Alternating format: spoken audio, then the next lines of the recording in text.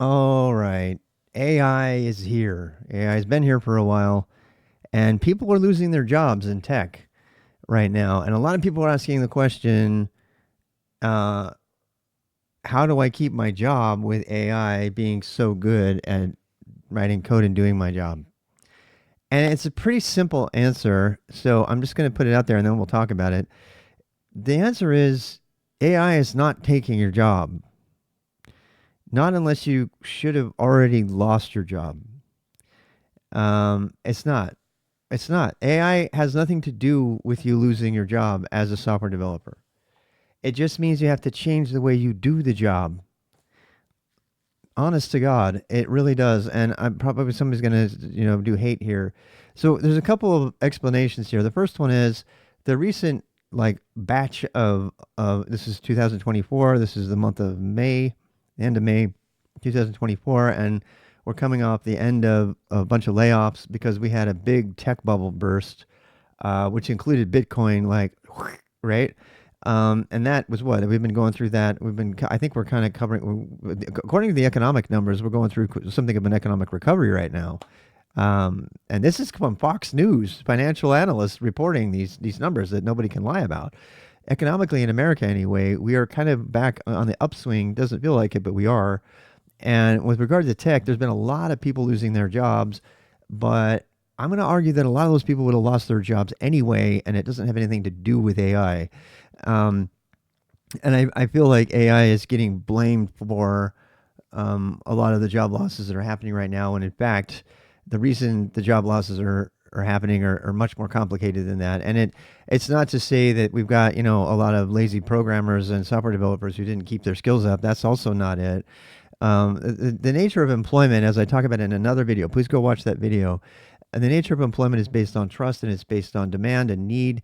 And I did another video about how to survive late stage capitalism. It's a very controversial video. People put all kinds of bad comments there. And let me just summarize. We are, every time I've seen three bubbles burst now, and every time we do, all the developer jobs go away because all the money to fund all of those new companies and new developer jobs and new things goes away. There's just no money for new projects. But so they take the money away and they put that money that they have into keeping things running, keeping the lights on, and that's operations. And so that's why you see people in operations and infrastructure support and AI support or HPC, high performance computing support, which is what my job is, maintaining. And you see systems developers and systems integrators, you see them keeping their job because they're not making new fancy sexy projects that are going to win a bunch of new money and new they're not looking for new value and new products. They're looking for making their existing systems more efficient, which means if you want to stay a developer during a bubble bursting like that, the best place to be is a backend systems integrations developer, because these people like me are currently in the process of modernizing their existing systems and making them better and keeping them running in, fixing the bugs, the ancient bugs that they've had. That demand doesn't pay very high, but I mean, it pays enough. I make plenty, but the point is that those jobs, those integrations jobs and the back end type of jobs and the sort of maintenance coding kind of jobs, those jobs stay. They stay very strong all throughout the entire time. And so if you look at all of the different jobs that are being lost right now, and the people say, "Oh, I lost my job. I lost my job." Usually, always they were working for an edgy, Silicon Valley company, or they were working on a project. And so I have a story about this, and we'll get back to the AI thing. So I was hired at IBM, like, and I was in training. I was hired by in the financial sector to do Java development, and the bubble burst while I was in training, and I had to regroup and go get another job. And I've told the story before, but and I was able to, long story short, I was able to parlay my Linux skills from working in the garage, building my own Linux boxes and setting up my own mail servers and stuff into a job, and I was able to keep that junior Unix administrator job. And grow that. And then when the economy got good, somebody said, "Hey, don't you code?" And they said, "We got this coding thing we're doing for operations. You want to be on the team?" I said, "Yeah, sure." So then I was doing coding again. The point is that by learning the fundamental skills of operations and knowing how to code and bring things together, you'll always have a job, no matter what. I guarantee it. You'll always have a job if you keep those skills fresh. And if somebody lets go of you, you will take your toolbox and you'll go someplace else and work there. And your the stuff that you have, your toolbox is going to make you safe. Most of the people that come into my Twitch chat and say, "Hey, I lost my job. What do I do now?" So many of them are they're they code and they only know how to code, or they spent time learning like TypeScript and that's it, right? Or a web dev or something. And and web dev is an extremely volatile place to be. I would never, to be fair, I got started a little bit in web dev, but I would never, ever, ever work in web development, web applications development, because it's just way too volatile. The landscape is changing too fast. The applications that come out are fly by night, and when they'll be here one day and they'll be gone the next. The companies that are doing them usually have really unusually high demand for stuff. And by the way, this is where AI comes in again, because a lot of those tasks that software developers are doing right now, in my opinion, they're going to be made easier by AI.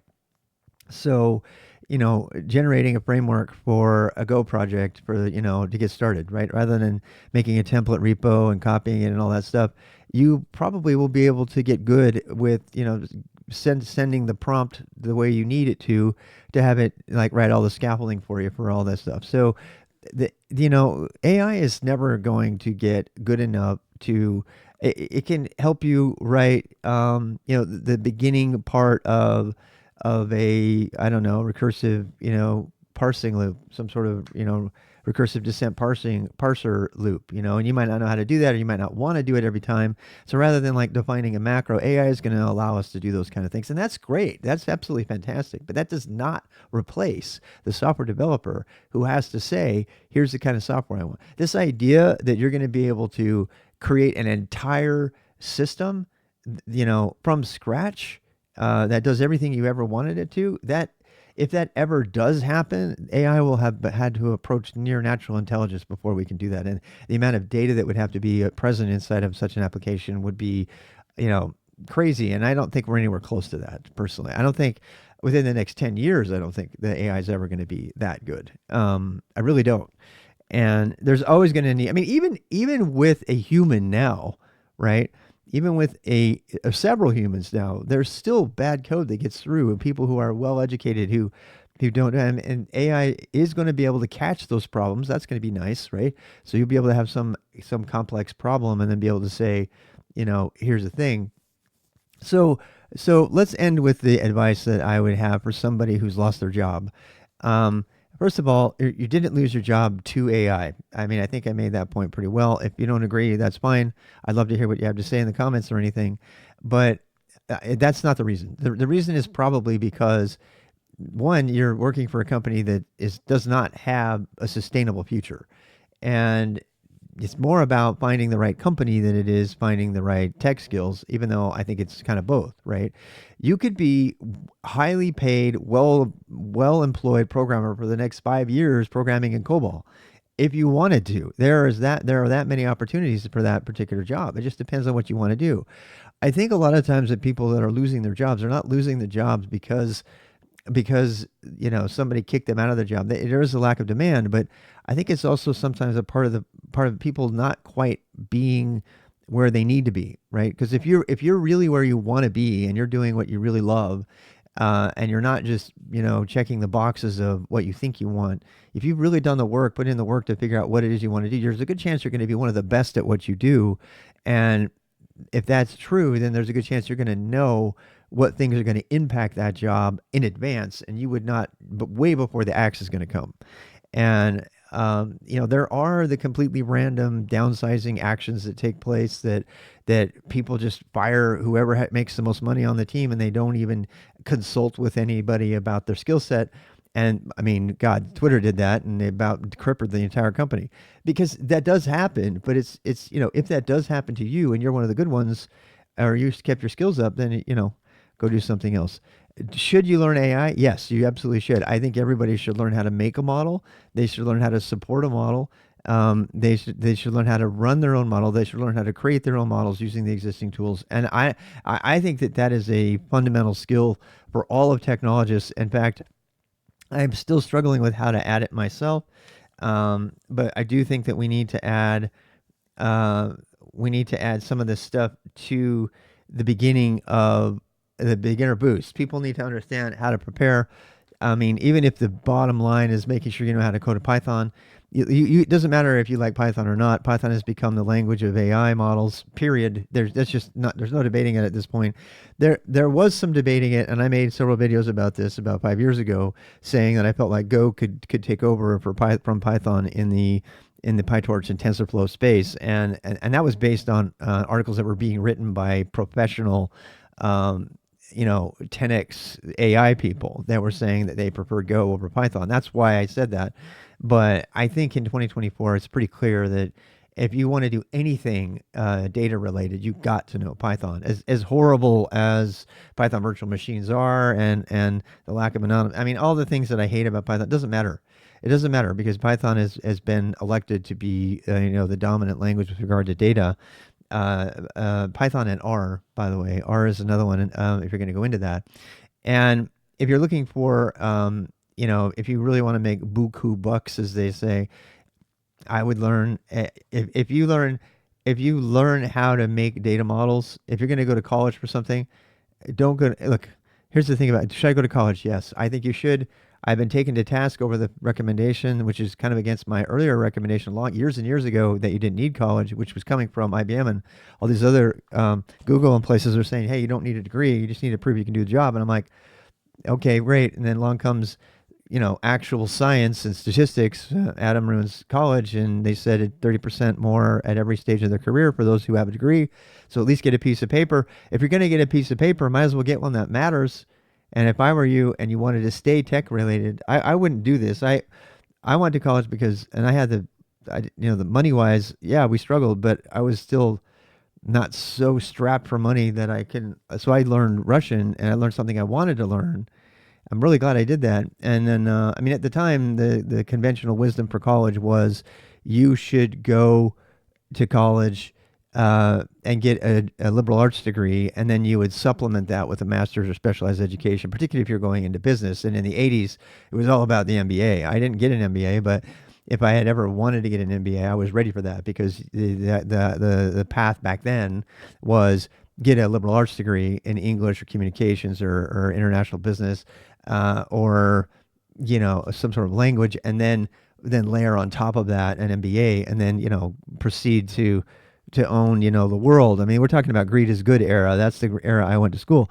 But I don't. Today there's so much money and problems that if I were unemployed and I were trying to find a job, or I had been let go for some reason, I would, if I were going to supplement my degree, or if I were going in fresh and I was going to pay for a college degree, I would probably, me personally, well, first of all, I don't like getting tech degrees so I can have a even better tech job. I'm not that guy.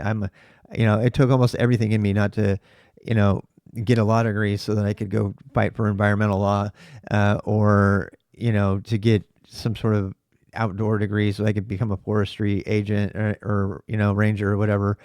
Um, and that's why I learned languages, because I love travel and tourism stuff. So I'm probably not that good. But if you wanted to stay in technology, then I would probably do a pre-AI degree, and obviously calculus is one of those.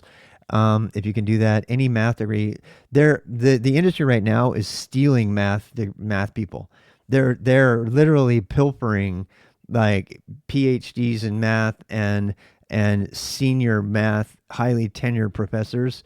The AI community is like stealing them from the academic world by offering them like 10 times their salary, because there's such a high demand for very, very high end mathematicians and statisticians and people who can deal with the data and manipulate it, and people who can put together the AI models that are necessary for training and stuff like that. So I don't know if that interests you. It doesn't me. I mean, I went through 300 level calculus, but I never really intended to do anything with it. I was always wanting to just move around stuff. So, is AI going to affect you? What do you do by if you think AI is affecting you? If you've lost your job, regroup. You make sure you've got all the bases covered.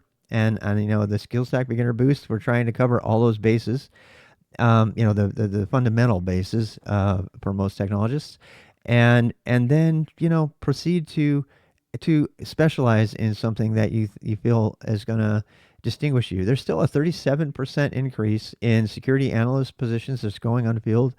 There's software developers increasing at a rate of 24%. That doesn't mean those jobs are going away. There's more and more of a drought, and people cannot get the job. So you got to make sure you get it. I don't think spending time with leak code is the thing, unless you want a very specific, horrible job where they actually value leak code skills. I don't think so. So, I mean, leak code is actually a really good example of something that's going to be destroyed by AI.